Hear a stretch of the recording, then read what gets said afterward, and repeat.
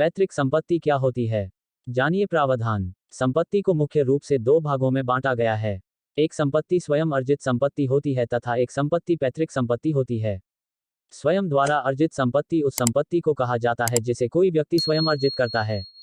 किसी भी संपत्ति को अर्जित करने के बहुत सारे तरीके हैं, जैसे वसीयत, दान, विक्रय, लॉटरी इत्यादि। इनमें से किसी भी तरीके से अगर कोई व्यक्ति संपत्ति प्राप्त करता है तब यह कहा जाता है कि यह उसकी स्वयं द्वारा अर्जित संपत्ति है। ऐसी संपत्ति के संबंध में कोई भी व्यक्ति अपनी इच्छा के अनुरूप फैसला ले सकता है। संपत्ति पर उसके बच्चों का उसके जीवित रहते किसी प्रकार का कोई अधिकार नहीं रहता है, क्योंकि ऐसी संपत्ति उसने स्वयं द्वारा अर्जित की है। पैतृक संपत्ति। महत्वपूर्ण विषय पैतृक संपत्ति का है। स्वयं द्वारा अर्जित संपत्ति के अलावा पैतृक संपत्ति होती है। पैतृक संपत्ति उस संपत्ति को कहा जाता है जो किसी व्यक्ति को उत्तराधिकार में प्राप्त होती है। ऐसी संपत्ति उसके द्वारा अर्जित नहीं की जाती है या फिर उसे वसीयत नहीं की जाती है, बल्कि कानूनी रूप से उसे उत्तराधिकार में प्राप्त होती है। संपत्ति के मामले में कानून किसी भी व्यक्ति के रिश्तेदारों को संपत्ति का उत्तराधिकारी बनाता है। अगर कोई व्यक्ति बगैर वसीयत किए मर जाता है तब उसकी संपत्ति उसके उत्तराधिकारियों को मिलती है। इस मामले में हिंदू उत्तराधिकार अधिनियम और भारतीय उत्तराधिकार अधिनियम दोनों ही लागू होते हैं। मुसलमानों के मामले में उनका अपना शरीयत कानून लागू होता है। हिंदू उत्तराधिकार अधिनियम और भारतीय उत्तराधिकार अधिनियम, इन दोनों ही अधिनियम में उत्तराधिकारियों के संबंध में स्पष्ट रूप से उल्लेख कर दिया है। एक हिंदू पुरुष के उत्तराधिकारी उसकी विधवा, माँ और उसके पुत्र पुत्री होती है। इसी के साथ पुत्र पुत्रियों से होने वाले बच्चे भी अगली 3 पीढ़ियों तक उत्तराधिकारी होते हैं। यह बात तो स्पष्ट होती है कि किसी भी व्यक्ति को उत्तराधिकार में मिलने वाली संपत्ति को पैतृक संपत्ति कहा जाता है। ऐसी पैतृक संपत्ति कई सदियों से भी चली आ रही होती है, जैसे भारत के कई राज परिवारों की संपत्ति कई सदियों से चली आ रही है और वर्तमान के उत्तराधिकारियों के पास है। ऐसी संपत्ति यह आवश्यक नहीं है कि 2, 4 या 5 पीढ़ियों से चली आ रही हो। जैसे एक व्यक्ति की मौत होती है, उसकी मौत के बाद उसकी संपत्ति जब उसके उत्तराधिकारियों को मिलती है तब वह संपत्ति उसके उत्तराधिकारियों के लिए पैतृक संपत्ति बन जाती है। ऐसी पैतृक संपत्ति में सभी उत्तराधिकारियों का बराबर बराबर का अधिकार होता है। कोई भी उत्तराधिकारी अपनी इच्छा से पैतृक संपत्ति को नहीं बेच सकता है। जैसे कि एक हिंदू पुरुष के मरने पर उसकी माँ, विधवा और बेटे बेटियां उत्तराधिकारी होते हैं, तब बेटे बेटियों के बच्चे भी उत्तराधिकारी होते हैं और उनके बच्चे भी उत्तराधिकारी होते हैं। यहाँ पर 3 पीढ़ियों तक उत्तराधिकार जाता है। उन तीनों ही पीढ़ियों के लिए वह संपत्ति पैतृक संपत्ति हो जाती है। पैतृक संपत्ति में बेटा और बेटी दोनों को समान रूप से अधिकार मिलता है। 2005 के पूर्व पैतृक संपत्ति के मामले में बेटा और बेटी को समान रूप से अधिकार नहीं मिलता था, परंतु वर्तमान में यह व्यवस्था समाप्त कर दी गई है। आज बेटा और बेटी दोनों को पैतृक संपत्ति में एक जैसा अधिकार मिलता है। जिस प्रकार का अधिकार एक पोते को होता है उसी प्रकार का अधिकार नवासी को भी होता है।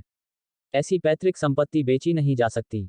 ऐसी पैतृक संपत्ति जिसे बंटवारा नहीं हुआ है तथा उसका रजिस्ट्रेशन उसके मूल मालिक के नाम पर है, तब उस संपत्ति को बेचा नहीं जा सकता, क्योंकि किसी भी एक उत्तराधिकारी के कहने से संपत्ति नहीं बिकती है।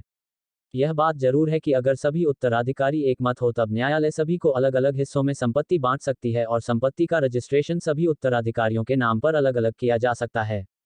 जैसे कि कोई एक खेत किसी व्यक्ति का मालिकाना था, उस व्यक्ति की मौत हो जाती है, उसके बाद उस खेत का उत्तराधिकार उसके बेटों बेटियों के पास चला जाता है। उसके बेटे और बेटियां अपनी जिंदगी में उस खेत के संबंध में कोई भी फैसला नहीं लेते हैं और उनकी भी मौत हो जाती है। तब उन बेटे और बेटियों के उत्तराधिकारियों के पास उस संपत्ति का हक चला जाता है।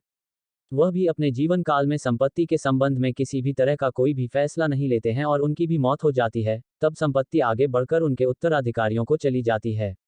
इस तरह से उस एक खेत के भविष्य में कई उत्तराधिकारी हो जाते हैं, क्योंकि धीरे धीरे परिवार का विस्तार होता चला जाता है। अगर कोई पीढ़ी पैतृक संपत्ति के संबंध में कोई फैसला नहीं कर पाती है तब उसके उत्तराधिकारी बढ़ते चले जाते हैं और अंत में संपत्ति के कई उत्तराधिकारी हो जाते हैं। कैसे होता है बंटवारा? पैतृक संपत्ति के बंटवारे के लिए अनेक नियम है। खेती की जमीन का बंटवारा अलग तरह से होता है और शहरी जमीन का बंटवारा अलग तरह से होता है। कोई भी उत्तराधिकारी अपनी हिस्से के बंटवारे के लिए न्यायालय के समक्ष परिवाद प्रस्तुत कर सकता है, लेकिन यहाँ पर न्यायालय मामले की परिस्थितियों को देखता है और यह जांच करता है कि क्या संपत्ति का बंटवारा करना उचित है और संपत्ति के दूसरे उत्तराधिकारी की बंटवारे के संबंध में क्या राय है। कोई एक उत्तराधिकारी के कहने पर संपत्ति को तोड़कर उसके हिस्से को नहीं दिया जाता है। न्यायालय ऐसे मामले में बहुमत के प्रश्न को लेकर चलता है।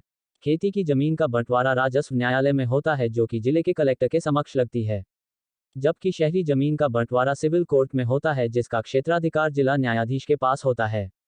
जिला न्यायाधीश ऐसी जमीन के बंटवारे के संबंध में निर्णय लेते हैं। बंटवारे के बाद सभी व्यक्तियों को उनके मिले हिस्से के अनुपात में जमीन को बांट दिया जाता है और उन्हें जमीन का मूल मालिक बना दिया जाता है। फिर यह पैतृक संपत्ति उनकी पैतृक संपत्ति नहीं रह जाती बल्कि उनकी अर्जित संपत्ति बन जाती है। ऐसी अर्जित संपत्ति के मामले में कोई भी फैसला लेने के लिए व्यक्ति स्वतंत्र नहीं होता है, क्योंकि ऐसी संपत्ति में भी उसके उत्तराधिकारियों का अधिकार होता है। अगर उसके कई उत्तराधिकारी हैं तब उनकी सहमति से ही उस संपत्ति के संबंध में कोई फैसला लिया जा सकेगा। जैसे कि कोई संपत्ति रमेश को अपने पिता से उत्तराधिकार में प्राप्त होती है। संपत्ति रमेश के नाम पर रजिस्टर्ड कर दी जाती है, पर यहाँ पर रमेश संपत्ति के संबंध में फैसला लेने की स्थिति में नहीं होता है, बल्कि रमेश के उत्तराधिकारी जो उसके बच्चे होते हैं वह संपत्ति के संबंध में फैसला लेते हैं। रमेश अकेला कोई निर्णय नहीं ले सकता। अगर उसके बेटा या बेटी हैं तब उनकी भी सहमति ली जाती है और संपत्ति का रजिस्ट्रेशन रमेश के साथ बेटा बेटी के नाम पर भी किया जाएगा। इन सभी बातों से यह साबित होता है कि पैतृक संपत्ति के मामले में कोई भी व्यक्ति पूर्ण रूप से स्वतंत्र नहीं होता है, बल्कि उसके सभी उत्तराधिकारी का पैतृक संपत्ति पर समान रूप से हक होता है। वह सभी की इच्छा से ही उस संपत्ति के संबंध में कोई फैसला लिया जा सकता है।